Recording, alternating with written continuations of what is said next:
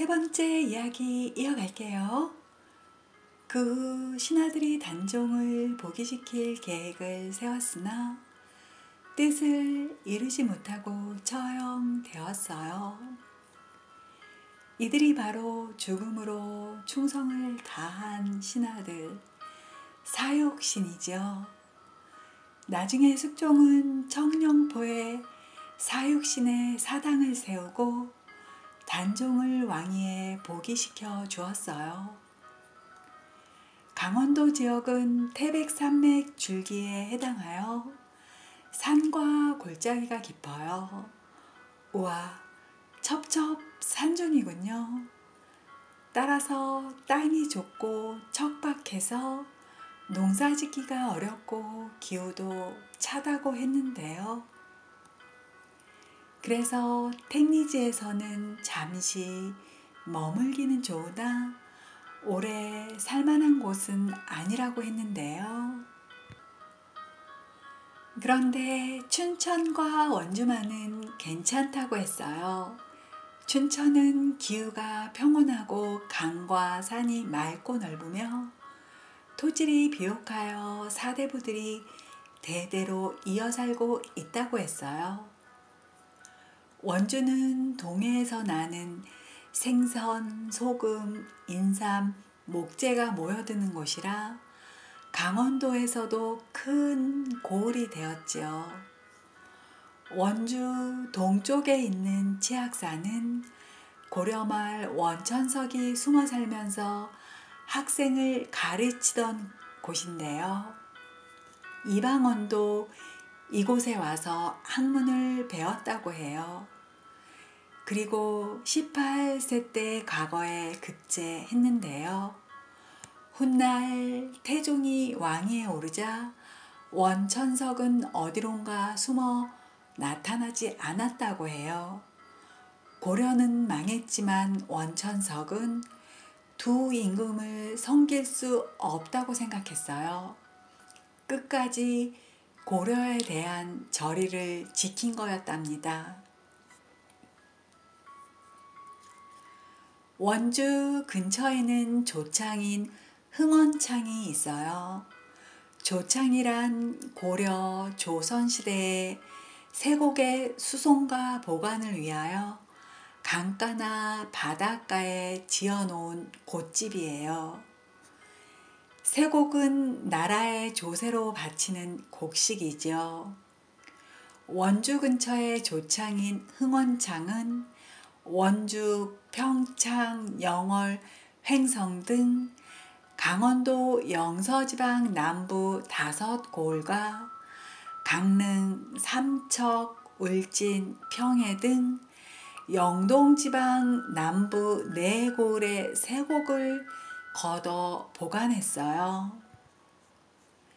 남한강 물길을 이용해 그 세곡들을 한양으로 운송했어요. 이런 곳은 교통이 편리해 사람과 물자가 모여들어 큰 고을을 형성했는데요. 그러다 보니 사대부들이 많이 살고 배로 장사를 하여 부자가 된 사람이 많아요. 그럼 여기서 잠깐 택리지에서 꼽은 살만한 곳 알아볼까요? 이중하는 살만한 곳의 조건으로 지리, 생리, 인심, 산수를 들었어요. 풍수지리가 좋고 산물이 많아 경제적으로 풍요롭고 주위 사람들 인심이 좋고 풍광이 좋은 곳을 살만한 곳으로 여겼다는 것이지요. 강원도에서는 춘천과 원주를 꼽았는데요. 춘천은 기온이 평온하고 강과 산이 맑고 넓으며 원주는 주변 고을에 산물들이 모여드는 곳이지요. 경상도에서는 신이 내린 명당이라는 태백산과 소백산 남쪽의 5고을, 예안, 안동, 순흥, 예천, 영천을 꼽았어요. 비교적 큰 고을인 대구, 물자가 풍부한 밀양, 재상과 장수가 많이 나온 진주도 좋은 평가를 내렸어요. 전라도에서는 물자가 풍요로운 전주, 땅이 기름지고 이름난 남원과 구례, 흥덕, 장성 등을 꼽았어요. 충청도에서는 가장 좋다고 표현한 예산, 서산, 당진에 걸쳐 있는 가야산 앞뒤 열골, 살기 좋은 공주, 기름진 쌀이 나는 진천, 한양으로 가는 교통이 좋은 충주, 청주 등을 꼽았어요. 택리지에서는 보통 끝에 주자가 들어간 고을이 살기 좋은 고을이라고 했는데요. 이와 달리 불과 거지라 하여 살기에 적합하지 않는 곳도 꼽았어요. 대표적인 곳이 동래, 영암 등 동남 해상 8마을을 꼽았어요. 이런 고을들은 외구의 침입이 잦았던 터라 전란의 화를 당한다는 것이 이유였어요. 또 남한 산성 같은 곳은 난리가 나면 전쟁터로 변해 그 일대는 살만한 곳이 못 된다고 했어요. 택리지에서 살만한 곳으로 꼽은 곳은 대부분 역사가 오래되고 땅이 기름지거나 물자가 모여들어 경제적으로 풍요로운 곳이에요. 농사를 중심으로 한 농경 사회에서는 바람직한 조건을 갖춘 곳이라 할 수 있죠. 그래서 그런 고을에는 많은 사람이 살았고 안락한 자연 환경과 경제적 풍요를 누리며 지금까지도 살만한 곳으로 성장해 왔다고 할 수 있어요. 하지만 전혀 새로운 면모를 보이는 곳도 있는데요. 대도시 주거 정책에 따라 허허벌판의 위성 도시로 계획된 일산, 분당, 또 택리지에서 불가 거지했던 동래는 지금 부산에 속한 대도시로 변모했지요. 또 살기 좋았던 공주보다는 산업 사회로 발전하며 교통의 편의성에 따라 계획된 대전 등이 대도시로 성장했답니다. 오늘날에는 사람들이 경제적으로 물자가 풍부하고 교통이 편리하고 생활하기 윤택한 도시에서 살기를 원하기 때문에 오늘날 새로운 변모가 이루어진 것이지요. 그렇다고 대도시가 모두에게 살기 좋은 곳일까요? 대도시는 생활의 편리함이라는 장점도 있지만 소음과 공해, 비싼 물가라는 단점을 갖고 있죠. 그럼 오늘날 살만한 곳은 어디일까요? 그 답은 이미 택리지에 나와 있는데요. 하는 일에 따라 살만한 곳이 다르듯이 오늘날에도 직업에 따라 살만한 곳이 다르겠죠. 그러고 보면 택리지에서 살만한 곳에 전제로 내걸었던 그런 조건은 수백 년이 지난 지금도 유효하다고 볼 수 있답니다. 그럼 강원도를 돌아보았으니 남쪽으로 내려가 경상도로 가봅시다. 택리지에는 경상도는 풍수지리가 가장 좋다고 했는데요. 강원도 남쪽에 있고 서쪽으로 충청도, 전라도와 경계를 이루지요. 북쪽에는 태백산이 있는데 풍수가들이 말하는 하늘이 치솟고 산꼭대기가 구불구불한 지형이에요.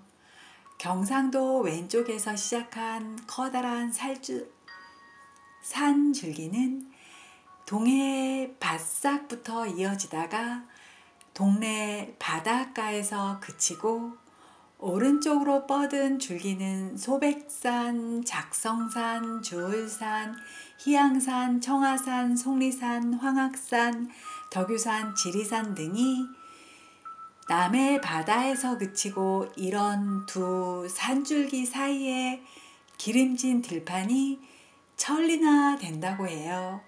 경치 또한 좋아서 사대부들이 살기에 좋은 곳으로 말하고 있어요.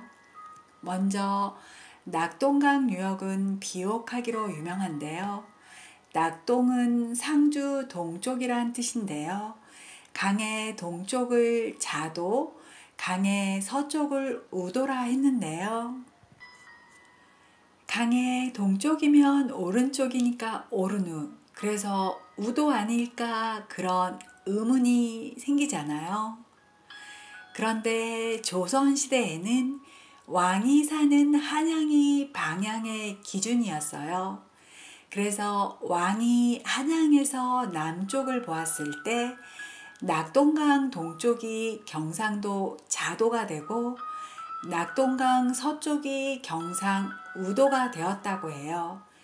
게다가 경상도는 옛 신라 땅이라 고려시대에 들어서도 관직 진출이 수월했을 텐데요.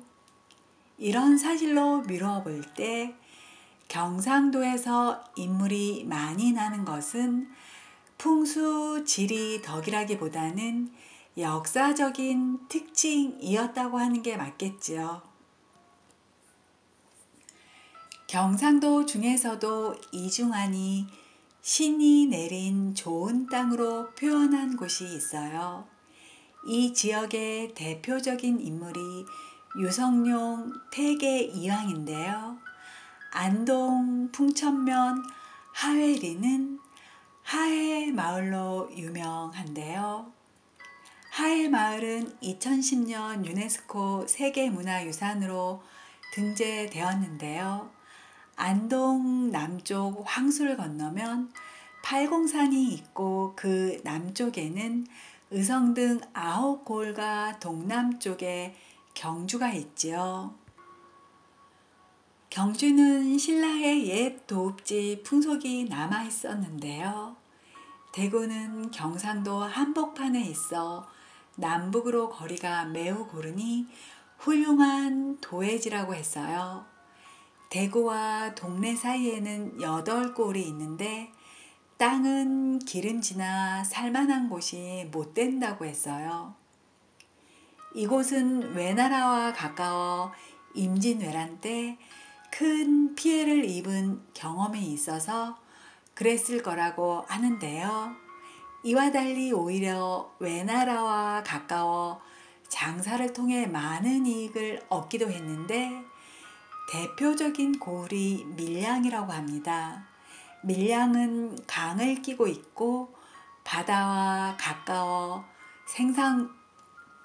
생선과 소금, 배를 통해 이익을 얻어서 번화한 명승지가 되었어요. 조선에서 외나라와 무역을 할 수 있게 정해놓은 곳이 있는데 그곳이 밀양 동남쪽에 있는 동래인데요. 동래는 지금 부산 광역시에 속해요. 그 아래 문경골이 있는데요. 남북으로 통하는 큰 길에 닿아 있어요. 그럼 다음은 산물이 풍부한 전라도로 넘어가 보더라고. 다음 시간에는 전라도 편 이야기 나눌게요. 좋아요, 구독은 선행입니다. 감사합니다. 우리 곧 만나요.